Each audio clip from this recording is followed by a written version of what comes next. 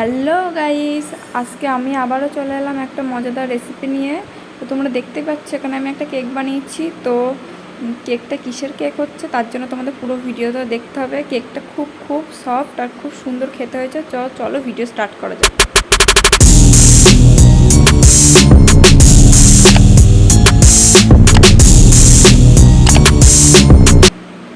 তো এখানে আমি আমের কেক বানাবো। হ্যাঁ বন্ধুরা, আমের কেক বানানোর জন্য আমি এখানে নিয়ে নিয়েছি চিনি, ময়দা, সুজি, আর এখানে বেকিং সোডা নিয়ে নিয়েছি, আর এখানে বাটারটাকে গলিয়ে নিয়েছি, আর এখানে নিয়েছি পাকা আম, এখানে নিয়েছি দুধ। তো আজকে আমি এই দিয়েই পুরো রেসিপিটা করব। তো চলো রেসিপিটা স্টার্ট করি। তো আমি আমটাকে খুব সুন্দর করে পেস্ট করে নিয়েছি। এবারে এই আমের মধ্যে এক এক করে আমি সব কিছু দিয়ে দেবো। এই কাপটা দেখতে পাচ্ছ, এই কাপ মেপে মেপে আমি সব কিছু দেবো। এই কাপের 1 কাপ আমি চিনি দিয়ে দিলাম। চিনিটা অবশ্যই গুঁড়ো করে নিতে হবে। আর বাটারটা আমি অল্প আছে গলিয়ে নিয়েছিলাম, 1 কাপ মতন বাটারটা দিয়ে দিলাম। তোমরা বাটারের বদলে সাদা তেলও দিতে পারো। আমি বাটারটা দিলাম, তোমাদের যেটা ইচ্ছা হয় তোমরা সেটা দিও। তো আমি চিনির গুঁড়ো, বাটার আর আমটাকে খুব ভালো করে মিক্স করে নেব। তোমরা যত ভালো করে মিক্স করবে তত কিন্তু কেকটা কিন্তু সফট হবে। তোমরা যত টাইম দিয়ে কেকটা করবে তত টাইম দিয়ে কিন্তু কেকটা কিন্তু বেশি টেস্টি হবে। আর এখানে আমি কিন্তু ডিম কিন্তু ইউজ করছি না, কিন্তু ডিম নাই ফ্লেভার। যারা নিরামিষ খান তাদের জন্য এই কেকটা একবার করে বাড়িতে করে দেখতে পারেন, খুব টেস্টি হয়। আর এখানে আমি 1/2 কাপ সুজি নিয়েছি। সুজিটাও মিহি করে আমি গুঁড়ো করে নিয়েছি। আর এই কাপেরই 1 কাপ আমি নিয়ে নেব ময়দা। দেখতে পাচ্ছ ময়দাটা দিয়ে ভালো করে একটুখানি মিশিয়ে নেব। আর এখানে আমি বেকিং সোডা দিয়ে দিচ্ছি 1 চামচ মতন। তো তোমরা যেই পরিমাণে কেক তৈরি করবে তোমরা সেই পরিমাণ মতন বেকিং সোডা দিয়ে দিও।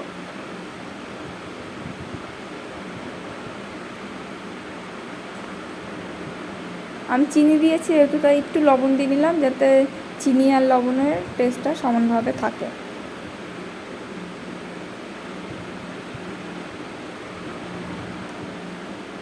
ব্যাটারটাকে এত পরিমাণে মিশাতে হবে যাতে ক্রিম একটা টাইপের চলে আসে। তোমরা দেখতেই পাচ্ছ আমার ক্রিম অলরেডি চলে এসছে। তো আমি আরও খুব মিশিয়ে নেব। তো এর মধ্যে আমি দিয়ে দেবো দুধটা আমি আগে ঘরে জাল দিয়ে ঠান্ডা করে নিয়েছি। তো অল্প অল্প করে দুধ দেবো আর মেশাবো। তো তোমরা দেখতে পাচ্ছ আমি কেমন করে দুধ দিচ্ছি আর ব্যাটারটাকে মেশাচ্ছি। তো তোমরাও সেম টু সেম এভাবেই করবে। প্লিজ আমি রিকোয়েস্ট করছি আপনাদেরকে, এই কেকটা অবশ্যই বাড়িতে করো, আর করে আমাকে কমেন্ট বক্সে জানিও কেমন হয়েছে। কেকটা খুব সুন্দর খেতে হয়। আর কেকটা অবশ্যই পরিমাণ মতো ঠিকঠাক দিতে হবে, না তো কিন্তু কেক কিন্তু ভালো হবে না।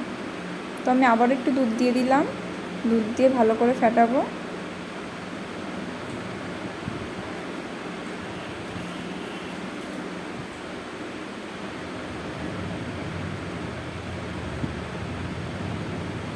তোমরা দেখতে পাচ্ছ এখানে কিন্তু আমি কোনো ধরনের ফুড কালার ইউজ করিনি। তো কেকটা কত সুন্দর কালার এসছে, আমের কালার এসছে। এখানে আমি কোনো ধরনের ফ্লেভার দেবো না। আমের এত সুন্দর একটা ফ্লেভার আসে, না তো আমের টেস্টটা চলে যাবে যদি কোনো ফ্লেভার দিই। আপনারা চাইলে দিতে পারেন। তো আমি 15 মিনিটের জন্য ঢাকা দিয়ে রেখে দেবো। আর আমি এই বাটিটাতেই কেকটা তৈরি করব। তো চলো দেখা যাক কী করে করি। তো আমি পুরো বাটিতে আমি তেল মাখিয়ে নেব। অবশ্যই তেল মাখিয়ে নেবেন, নয়তো কিন্তু কেকটা কিন্তু উঠবে না। আমি ভালো করে চারিপাশ দিয়ে ঘুরিয়ে তেল মাখিয়ে নেব।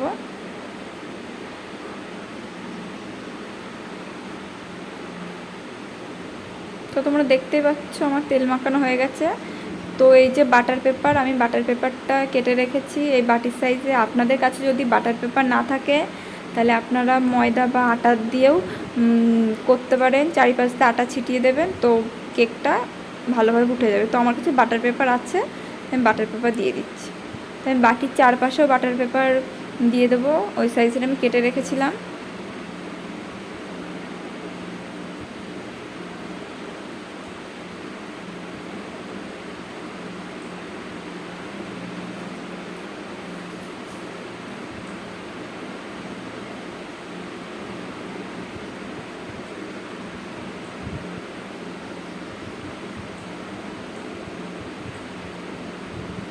তোমরা দেখতে পাচ্ছ আমার পুরো বাটিতে বাটার পেপার দিয়ে কভার করা হয়ে গেছে। তো এখন আমি কেকটা ঢেলে দেবো এর মধ্যে। তো তোমরা দেখতে পাচ্ছ কেকটা মানে সুজিটা কত পরিমাণে ফুলে গেছে। তো আমি আরেকবার একটু মিশিয়ে নেব। যতক্ষণ টাইম দিয়ে মেশাবেন ততটা কিন্তু কেকটা কিন্তু সফট হবে। তো দেখতেই পাচ্ছেন আমার ক্রিম ক্রিম টাইপের হয়ে গেছে। এবার আমি কেক যেই বাটিতে করব সেই বাটিতে আমি ঢেলে দেবো।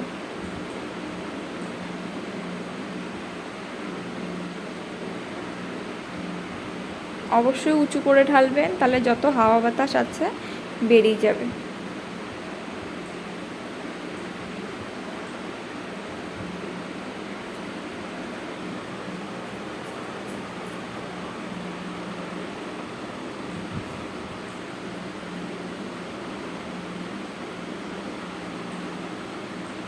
দেখতেই পাচ্ছেন পুরো বাটিতে ঢালা কমপ্লিট।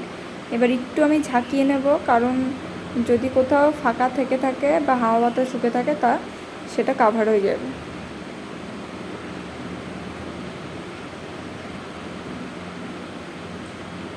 তো পুরো কমপ্লিট। এবার আমি কেকটা কিন্তু পুরোটাই কড়াইতে করব। তো কড়াইটা 10 মিনিটের জন্য ভালো করে আমি গরম করে নিয়েছি। তো এখানে একটা ছিপ দিয়ে দিচ্ছি। আপনাদের কাছে যদি না থাকে এরকম কিছু, তাহলে আপনার বাটি দিয়েও করতে পারেন। তো আমার কাছে আছে, আমি এটা দিয়ে করবো। তো আমার কড়াইটা খুব ভালো করে গরম হয়ে গেছে। তো আমি কেকের বাটিটা বসিয়ে দিচ্ছি।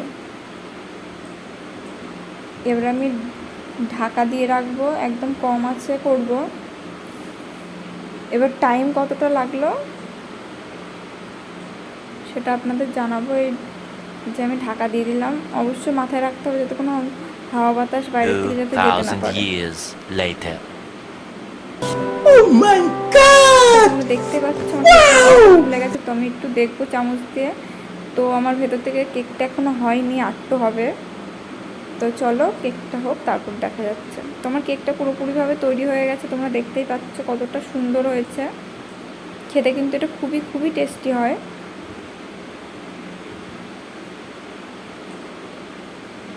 তো দেখতেই পাচ্ছ ফাইনাল লুক, খুবই খুবই সুন্দর হয়েছে। দেখতে পাচ্ছ কতটা সফট হয়েছে। তো তোমরা তো কেকটা তো প্রথমে আমি দেখিয়ে দিয়েছি, কেকটা কেটে ভেতরটা কত সুন্দর হয়েছে। তো আমার চ্যানেলে যদি নতুন হয়ে থাকে অবশ্যই চ্যানেলটি সাবস্ক্রাইব